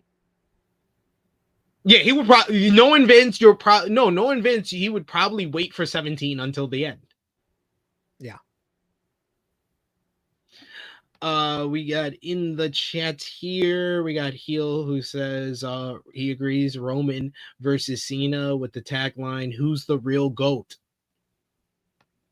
Now you're thinking. For his last match? He's saying Roman and Cena for the last match. For Cena's last match. I don't know. I mean, I wouldn't be wildly upset. I'm okay with Gunther. I do agree with you. Braun Breaker was my choice from the very beginning. So I don't mind if they do that one, especially considering I thought the big win that he was gonna get that wasn't the Cena one, and why they wouldn't give him the Cena one was because they were saving the big win over Roman for him. But now that you gave it to Bronson Reed, you can run it back and say, yeah, we're gonna give it to Braun Breaker instead. Well, Braun's the kind of guy that probably doesn't need Jey Uso spearing Roman Reigns to beat him. That's how high we are on Braun Breaker. Oh no, this. I think he used that to stab Bronson in the back, like, hey, I didn't need all that outside shenanigans, I didn't need he needed outside interference to beat Jey Uso though, right? He beat Jey Uso plenty times before. Come on. I'm just saying. The last couple of times, not even before the Vision, when he won back the Intercontinental title, he only won it back because Jacob Fatu interfered. I remember last year. My memory's good. We got up next for the it was tag team action as another homecoming went down on the show, as you had Rhea Ripley teaming with Io Sky to verse the Kabuki to verse Asuka and Kairi Sane. It was Rhea Ripley's 29th birthday. Hey. Asuka and Sane attacked the baby faces right at the opening bell. Everyone got involved, but Sky was alone with Asuka when the dust settled. Sky got the better of their exchange, and the crowd sang her name as she hit Asuka with the suicide dive. Sky dodged an attack by Kairi, but that allowed Asuka to shove Sky into the ring post. The referee held back Rhea from helping, and that led to the story of the matchup where the Kabuki Warriors isolated Io. The fans called Asuka a wanka. Sane cut off Io's hot tag attempt and goaded Ripley into distracting the referee so the Kabuki Warriors could do some double teaming. You get Asuka hitting a strike combo before Kairi hit a double foot stomp for a 2 count. Sky fired up and no-sold multiple strikes and slaps from Asuka. She fired up and got in her face. Asuka kept going, but Io responded by hitting a flapjack and getting her down. You get Ripley was waiting on the apron until Io was able to finally get the hot tag. She hits Kairi with a couple of clotheslines and then a kick to the head for 2. Kairi cut her off somewhat easily as the heels took over again briefly, but Ripley was able to respond. She hits a big boot to Kairi. Then Ripley gave Kairi a razor's edge. Sky followed up with a missile dropkick off the top rope for 2. Sky hits Io with the Alabama slam and knocked Rhea off the apron. Io brought Kairi off the top rope with an arm drag and then went to the top rope herself, but Asuka provided a distraction. Kairi knocked down Io and drove Ripley into the steel steps. Io wiped out the heels with an Acai moonsault. She followed up with a moonsault back in the ring on Kairi, but she was not able to get the 3 count as Asuka broke up the cover. Asuka knocked Io off the top rope and hit Ripley with multiple strikes. She held down Ripley with the reverse DDT as Kairi hit the insane elbow, but she was only able to get the 2 as Kairi broke up the cover. Ripley and Asuka traded strikes and counters. Ripley hit a thrust kick. Ripley then dropped Asuka face first on the top turnbuckle and hits an set up for an avalanche riptide. Kairi was able to make the save and tag herself in and broke it up. Ripley booted Kairi off the apron, who took the bullet for Asuka, who was still selling from the beating from Rhea. That allowed for Rhea to pull Kairi into the ring. She hits the riptide while Io follows up with the over the moonsault for the 1-2-3. Io Sky and Rhea Ripley pick up the victory here. And what I thought was a pretty good matchup. Funny enough, with the homecoming here for Rhea Ripley, and I think it was because of the story that they told with the matchup. It was very similar, and I think, we were at the same WrestleMania. In ways, it was like a little bit better than the Daniel Bryan versus Shane McMahon and Daniel Bryan versus Kevin Owens and Sami Zayn from WrestleMania 34. where you keep the person that the fans really want to see in the ring out of the ring for the entire matchup until the hot tag. And I feel like that made the crowd kind of subdued. They felt like at the beginning of the matchup they were going to be really into this, but because that was the story that they decided to tell, they were not as into it as I had hoped they would. You understand what I'm saying? I gave the match though. It was a good match. I gave it 3.25 stars. The thing that was weird about it is that, like, to me, is that Rhea gets the hot tag, obviously, but she's not even the one that gets the pin in the end. It's, it's all about Io getting her comeuppance, against Kabuki Warriors. Whereas the Mania match you're talking about, I think, does Brian get the pin? I don't even remember. Yeah, Brian gets the tap out on Sammy. I want to mention that because I haven't been on Rated Raw Review in like 5 months, that Asuka has been outstanding. This character, to me, it's like my favorite character on Raw right now.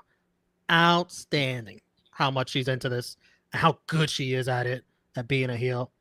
I love the Io writing she did under her eye to like match Rhea. That was cute.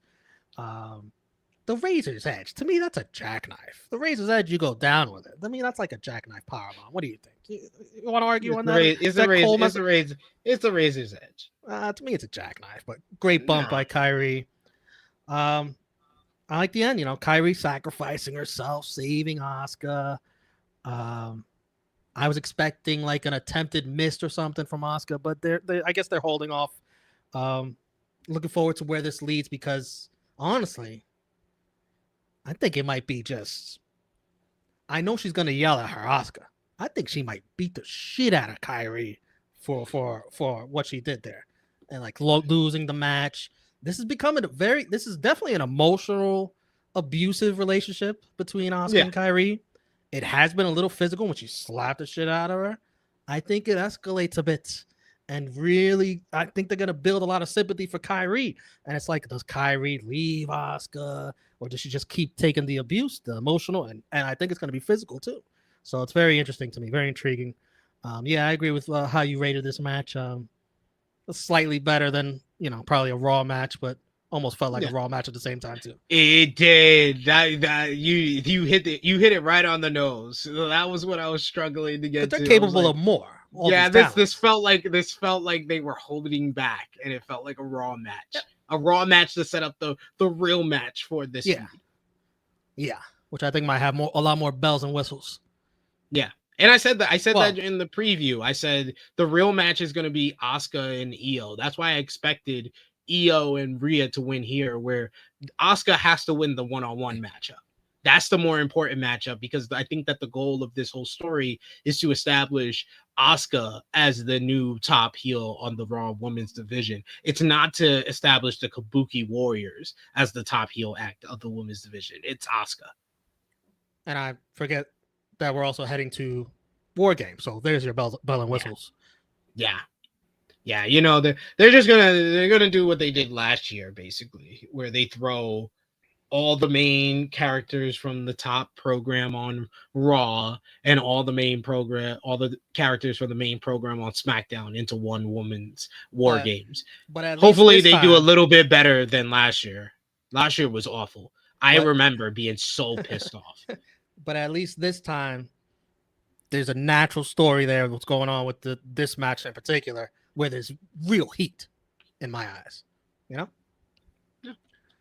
And then you're gonna combine the whole Becky, AJ Lee stuff, all that Bailey. AJ Lee's not doing AJ. I keep telling y'all, why y'all? I gotta help y'all. I'm here to help Romeo. AJ Lee ain't coming back no time soon. She ain't coming back for War Games. All right, that's fine. But Becky, Lyra, Bailey, everybody, all that, they're all getting it. They're all getting in this too. Yeah. The Judgment Day. Yeah, they're getting in this.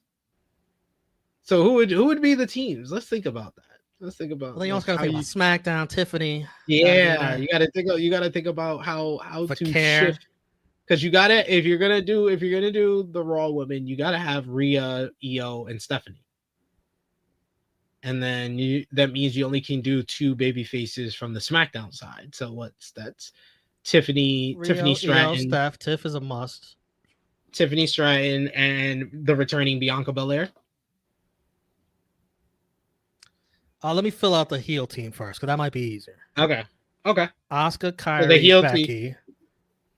Asuka, Kairi, Becky. That makes sense.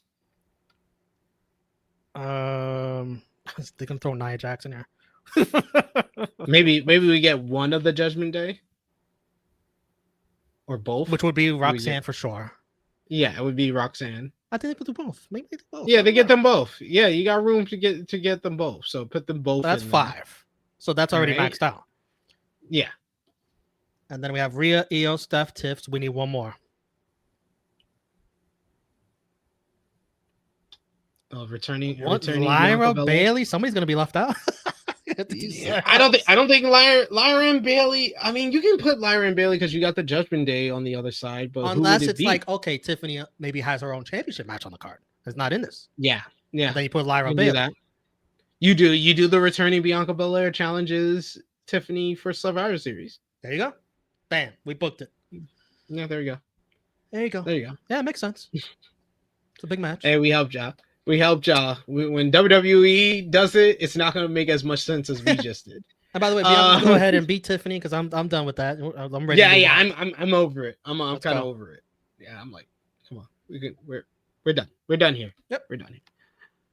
Dre says, yeah, AJ ain't coming back. That shit is stupid. They brung her back for no reason, really. But that bullshit. She'll be back. She's gonna be back. Not for War. I just said, just not anytime soon. I don't think. I would say Rumble. Yeah, I would say January's the nearest. Her music plays in the Rumble. Yeah, and that leads to WrestleMania. This works for WWE and it works for Triple H's pacing on booking. So yes, we're not getting that AJ Lee Becky Lynch match for the Intercontinental title until WrestleMania. There you go. Exactly. Bam. He's already got one match booked for WrestleMania. Look at that. But then after that, AJ's probably champion, and that's when you see her more regularly. Yeah. She has to mix it up with everyone else. Exactly. All right. Only one more match to talk about, and that is the main event for the men's Crown Jewel Championship. Undisputed WWE Champion, the American Nightmare, Cody Rhodes, going one-on-one with World Heavyweight Champion, Seth freaking Rollins. Can I say Rollins? Something? Yeah. This goes back to what I said earlier. You cannot boo the national anthem and then root for the American Nightmare, Cody Rhodes. No. You said screw America. No. You cannot. Sorry, SP3. Those are my rules. I just made them up. We need a disclaimer. 20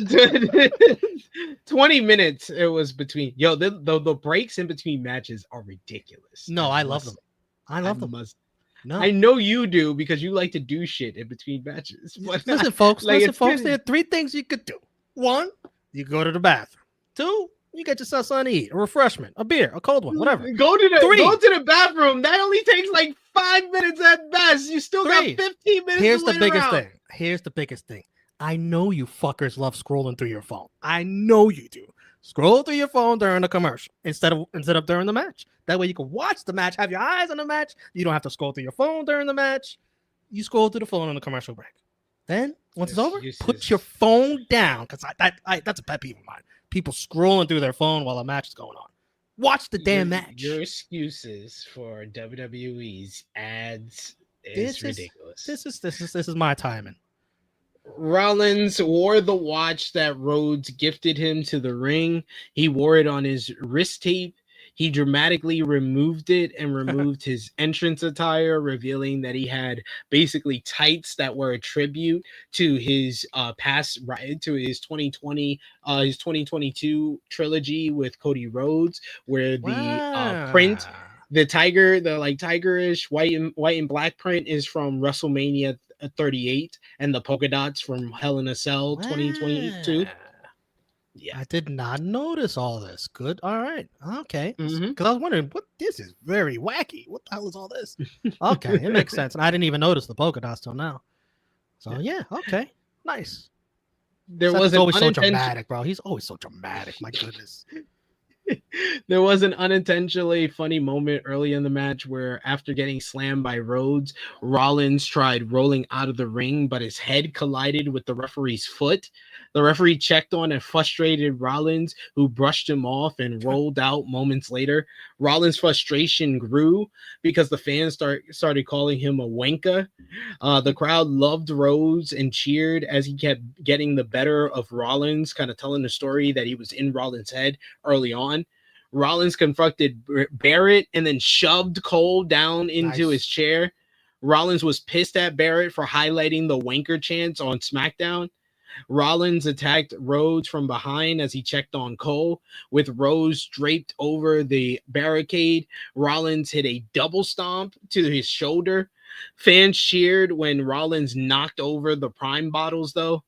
Rhodes went for a disaster kick, but Rollins ran up behind him and hits a sit-out powerbomb for a 2 count. Rollins targeted Rhodes' arm and shoulder and did a Stardust cartwheel and pose. Rollins did some dusty jabs, but Rhodes responded with some jabs of his own. Rollins applied a figure 4 leg lock, and Rhodes struggled for a while before eventually finally getting out of it by getting to the ropes. Rhodes fought back. He hits a vertebraker with Rollins landing safely. Rhodes then followed up with a power slam, then a disaster kick. Then he hits the jabs and the bionic elbow, a tope suicida, and then a Cody cutter. Gets him a 2 count. Rollins avoided another disaster kick. He sets up Cody and he hits him with the pedigree for a 2 count. You get Rhodes tried for a crossroads, but Rollins reverses it and hits one of his own, only getting a 2. Rhodes avoided a Phoenix Splash, but missed a super Cody cutter in spectacular fashion, taking a ridiculous back bump. Rollins follows up. He hits a curb stomp. He gets a 1-2. Cody kicks out at 2.99. Rollins grabs his watch. He wraps it around his fist. He contemplates using it, placing it on the apron, and then returning to the ring, only to be met with Cody, who hits a Cody cutter and then the crossroads for a near fall. Rhodes repeatedly Rollins kicked Rhodes as he was trapped upside down in the corner. The referee tried to pull him away, but Rhodes was still trapped in the tree of woe. This leads to one of the best spots of the entire matchup, where Seth Rollins heads up to the top rope on the other end of the ring and does this ridiculous looking coast to coast diving headbutt to Cody, totally kind of messing up his shoulder the way he landed, and probably messing up Cody as well in the process. He only gets a 2 count with that. Rollins followed with a Spanish fly and then hits the manhandle slam, only getting a 2 count. Damn. They found themselves back perched up on the top rope again. And this time, Cody hits a super avalanche Cody cutter. It's gotta be it. 1, 2. Rollins kicks out at 2.99. Why the fuck did you do that for? They started trading more spots until Rhodes set up for a pedigree. Rollins scrambled away and crawled right to the watch in the corner. Rollins wrapped it around his hand. Rollins accidentally on purpose bumps into the referee moments later. As Rhodes sets up for the crossroads, Rollins punches him right in the jaw with the watch. He puts the watch away. He hits 1 curb stomp. He then heads to the second rope. He then hits a super curb stomp. He covers Cody. 1, 2, 3. Seth freaking Rollins has finally defeated Cody Rhodes, ending his curse against Cody. 0-3, no more. He is on the board. There will be no sweep. Seth Rollins is your new WWE Men's Crown Jewel Champion. Triple H comes out and presents him with the title in the ring. Kathy Kelly was about to interview Rollins in the ring when he yanks the mic away. He says that he knew she was going to ask him how it felt to get the monkey off his back. He said it felt better than anyone could imagine. Some of us dream impossible dreams and have the fortitude to reach those dreams. But only one man reached higher than the highest. He was no longer the greatest of his generation. He was the greatest of all time. He said he's a visionary. He is a revolutionary. He is Seth freaking Rollins. Fireworks fire off as Seth poses with the World Heavyweight Championship and Men's Crown Jewel Championship. Stephanie Vaquer joins him in the ring as the two Crown Jewel champions pose with their titles as the fireworks go off and the show comes to a close. Excellent main event. These two guys know each other so well, so the counter work, the reversals, they're trying to pull new stuff out of the bag. It all made sense. They've had better matches. I thought the Hell in a Cell was better. I think this is on the level of their WrestleMania 38 matchup, which I thought was excellent and probably stole the show that night. If it wasn't for Cena and Styles, this is easily the best match on this show. I gave it 4.5 stars. I thought these two guys went out there. They told a brilliant story, which paid off all the buildup going into the matchup, where the watch had become basically a symbol of the story that they were telling. How they talked about the importance in their first face-to-face against one another, and how Cody gave him the watch after WrestleMania 40. You saw Seth kept looking at the watch in every backstage segment every week on Raw over the last couple of weeks, and then the watch became the key factor, the X factor in all of this. This was perfect setup and delivery by WWE and by Cody and Seth Rollins, who are two of the best in the game, and they proved why that. So excellent job by both men. Romeo? Yeah. It's funny how it's, there's some symmetry with like Cena and Styles and these two, they have the rivalry, they have the matches, and then here they go again. Delivering. Great stuff. I love the crowd chanting, "We want Barrett," and Barrett said, "Nah, I'm good. I ain't messing around with this." I'm not up for that. Nah. Yeah, the coast to coast CTE, man. Seth is off his rocker, bro. That just showed how desperate he was, man. He's out here trying new shit. It's like he really wants to beat this guy. He's trying to up his game, doing some crazy shit. I liked it. And I agree with you. Like, we talked about this off air. The crossroads off the top rope. Listen, looked awesome. Looked amazing. It looked fantastic. Seth is crazy for taking that. Crazy. But that either, one, has to be the ending of the match. That you should not kick out of that. Or two, there should be some big schmaz where Cody takes forever to get the pin. And then they give time for Seth to recover. It can't be 1-2 kick out. No. Cody should. Somebody should have said something. A producer, Cody, Seth. Somebody should have thought it out and said, we can't have him kicking out at 2 at that. What are we doing? I have always been one who has been pro. It's okay to kick out of a finisher. I don't think you kill the finisher by kicking out of it. But this was the jumping of the shark point for me in regards to Cody Rhodes with the crossroads. It's one thing when you need 3 in a row to get the job done, but doing a super Cody cutter, super crossroads, and the guy still kicks out, no problem. You didn't even have any hesitation. You didn't sell after the move to make it it wasn't close proximity between hitting the move and the pin. No, you hit it and he just kicked out. You killed the crossroads for me.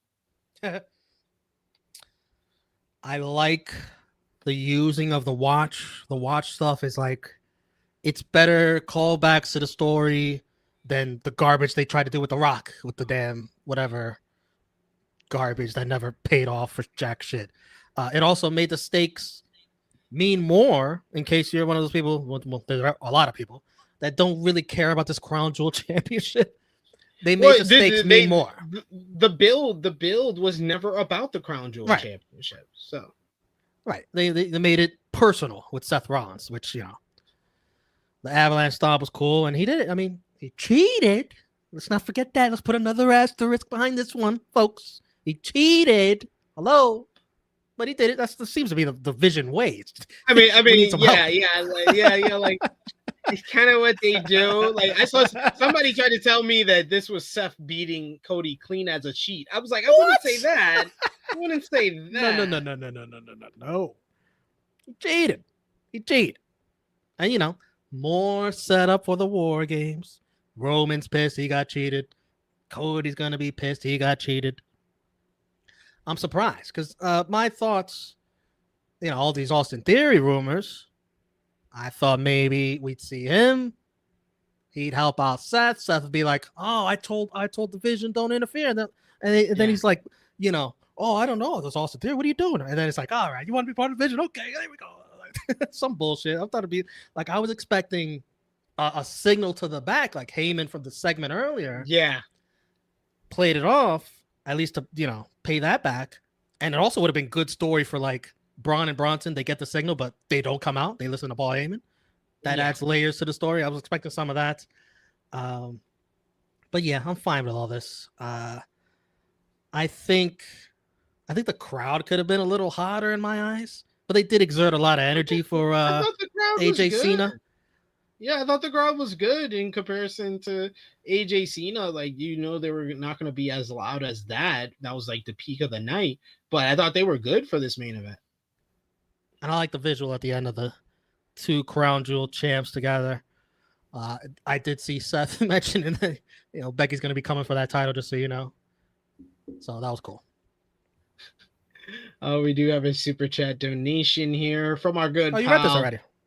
Oh, I did? Oh, okay. I thought I didn't. I thought I did. Okay.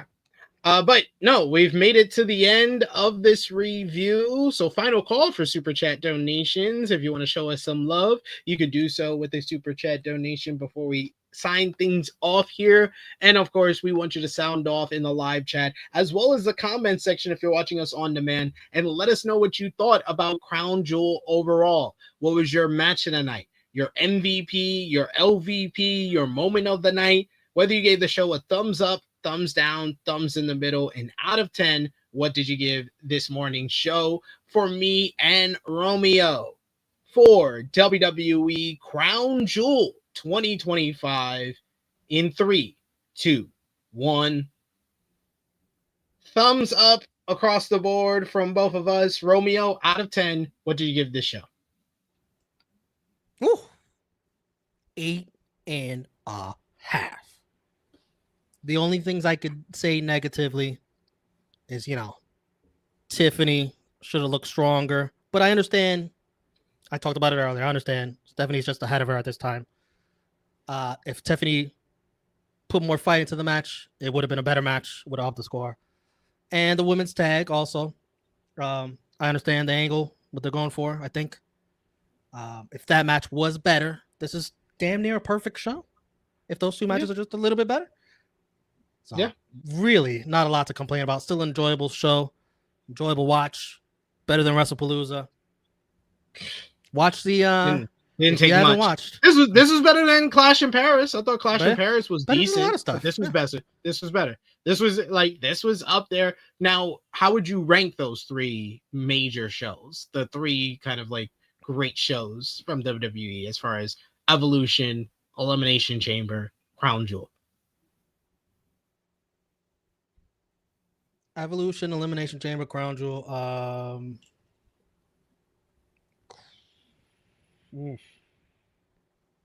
Crown Jewel 1, Chamber 2, Evolution. Wow. You know what? I think you might be right. I'm actually higher on this show than you. I'm going 9 out of 10. Wow. This is the best WWE show of the year for me. I feel like even like you said, like the two women's matches were the weaker on the card, but even those two women's matches were good. Like nothing was bad on this show.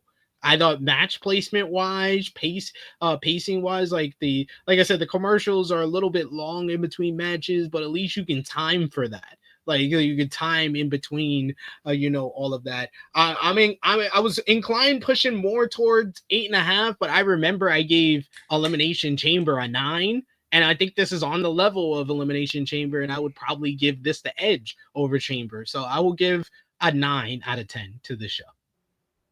And by the way, I really loved SummerSlam Night 2, but that's mostly because I was there also. So that's really up there for me too, honestly. I think I gave that like an 8.5 or something like that. So yeah, that was really good. I said that earlier. I was like WrestleMania Night 2, SummerSlam Night 2. They were good shows, but I think that the 3 great shows from WWE are those. It's Evolution. It's the ones that we're gonna remember, and it's all B shows. It's none of them are the big 4. They're all the B shows are the ones that stood out. Evolution because it's an all-woman show, so you're going to remember that because it's so unique from everything else. Elimination Chamber because of the big Cena angle, but you also had a match of the year candidate for WWE with Sami Zayn and Kevin Owens, and both chambers delivered with Jade Cargill's return and the Naomi reveal and everything. And then this show is going to be remembered by the 2 instant classics that we got with the Cena and Styles final showdown and Seth finally beating Cody in the main event. Like that's the 2 that you're going to remember from this show. And then the Bloodline drama would be third behind that. SummerSlam will be my number 1, honestly, because I am biased since I was there. And that Cena Cody match just shocked the shit out of me and how great it was, like being there for that live. So that's my number 1. Okay, that's fine. I mean, last year I gave number 1 show of the year to All In because I was there live. So being live does change the perspective quite a bit. We got in the chat with us match of the night going to from Savet for AJ Styles versus John Cena. He gives LVP to the Usos, MVP to Rhea and the Perf crowd. Romeo, who was your MVP for the show? AJ and Cena, co-MVP. I'm going to go with someone that I usually crap on this channel. Uh-oh. Seth freaking Whoa. Rollins. Whoa. You've been missing it, Romeo. I've been waxing lyrically about Seth Rollins throughout this entire build to this show. He's been good. Because he's actually been a multi-dimensional character. It's not the one-note babyface character that he was trying to portray as a heel. He's actually shown layers of insecurity, of vulnerability. He doesn't know what's going to happen and stuff like that. They did a great job building up to this matchup and then delivered here, and then Seth got the win. I'm going to go with Seth Rollins for MVP. LVP. Yeah. LVP. The Usos. Cole, I don't think Cole's losing his fastball, man. He's just getting so much shit wrong. And I got to go with the crowd. Sorry. You booed the anthem. That's very, very low of you. I would not do that to anybody's anthem. No, that's not me. I'm above that. I'm above that. So it's just very asshole-like behavior. Very. And I'm an asshole, so I know. I'm just not that kind of an asshole. You know, I have standards. Some standards. If you're nothing else, you're a man of standards. That's right. I like that. That's my new nickname. You know what? That's my new headline instead of fantasy baseball champion. That's been a few weeks already. Man of standards. There we go. Let me edit this. I'm gonna go LVP to the Usos. They look like idiots. They cost Roman this matchup. Did not really, and then they don't get any of the cooking during Thanksgiving, so they definitely got to be LVP. So and then what was your match of the night, Romeo? Same as my MVPs, baby. AJ and Cena. You folks are gonna go back. You're gonna play this crown jewel, and you're gonna fast forward right to AJ Cena. And like, I want to watch that again.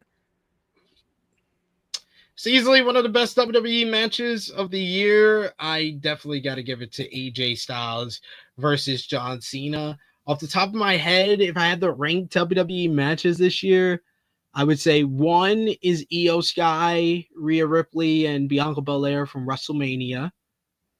Two, I would go Cody and Cena from SummerSlam. Three, I would go Kevin Owens and Sami Zayn from Elimination Chamber. And then next, I would go Cena versus Styles. Where do you have what was the Evolution match? Oh, Rhea and Io? Yeah. I'll probably put it on the same level of this match of Styles and Cena. The SummerSlam match is my number one for sure. And I have man, that Cena Logan match was so good too. Oh, it might make the top 10, but I feel like I was gonna say Roman, Punk, and Seth. That would be in that conversation with those matches I mentioned for sure. But I don't think anything's topping Cody Cena for me. No. All right, I think that the two that have the best argument is Cody versus Cena from SummerSlam and the triple threat from WrestleMania. Yeah, I won't argue. If you got one of those two matches as your best WWE match of the year, then I won't argue with you. Those are the two best for me. It's not their fault, Sammy and KO, but that needed blood. Yes, it needed blood. Yes, I think if that match had blood, that's match of the year, and it wouldn't. Yeah. We wouldn't even be having this debate. We would just. And it's not their fault, which sucks when you talk about the match because that's not on them. Yeah, I don't think I've given a WWE match 5 stars this year. All those matches I name are 4 3/4 stars I've given. So, but whatever. You're still better than Dave. This guy, Dave, everything's goddamn 4 stars. Everything's 5 stars. Damn, man. Like broke a scale. Everything's 5 stars. Everything's breaking the scale. Like, damn, you got to be more conservative. I get shit from Jimmy for having I think I have maybe 16, 17 5-star matches this year. He gets on me for that. He should know that Dave Meltzer got 32. Ridiculous. You're watering down the 5 stars. I mean, when you compare it to the real 5-star matches, they're like, what are you doing? How are these the same? They're not the same. Like, come on. They're not. There's levels to this. But yes, Romeo, we have made it to the end of another pay-per-view review. It's your moment of the night. Oh, yeah. Moment of the night. It's got to be the Sister Abigail. Yeah, that's what I was going to say. Yeah. Anytime they can bring you a little teary eye, that's a moment. Yeah. Yeah, that's the moment. If you say, what do you remember most from Crown Jewel 2025? It's going to be John Cena hitting Sister Abigail and AJ Styles, and then the crowd doing the fireflies and singing, he's got the whole world in his hand. That was special. And that touched John Cena. I don't think he was acting. I think that was he looks up. He's like, he loved that. Yeah, he did. You could tell it touched him. But yes, that brings us to the end of this review. But don't worry, we're going to talk more about WWE Crown Jewel Perf tomorrow on the flagship podcast. That is right. We did not have the flagship podcast today due to Crown Jewel. So we have it tomorrow morning, Sunday morning, 10 a.m. Eastern time. When you come out of church or you're going into church, turn us on, have a good time, have a laugh, because we're going to talk about Crown Jewel Perf. We're going to talk about Gunther being chosen to be John Cena's final opponent, potentially. We're going to talk about Santos Escobar leaving and then re-signing with WWE, Kofi Kingston, Xavier Woods re-signing, WWE, NXT, LFG, and Evolve releases, including Wes Lee on Friday night. So that was another big story. We're going to talk about all of that. It's myself, Miss Chrissy Love, and Top Guy JJ, the OG trio, tomorrow morning on the True Hill Heat flagship podcast. Romeo, thank you for coming today. I didn't know I would need you, but I needed you, and you came through in the clutch. I appreciate you, good sir. Let everybody know where they can follow you on social media and when they shall see you again. Romeo Damas, all social media. And yeah, I don't know when you'll see me again. I'm like a ghost. Just pop up in the night. Maybe on Halloween. I don't know. Damn, this guy and his schedule. All over. Hey, I'll be streaming the New York Jets football game tomorrow very early on Let's Talk Jets Radio YouTube channel. If you want more misery as we go 0-6. What time does that game start? Y'all in London or something? 9:30, something like that.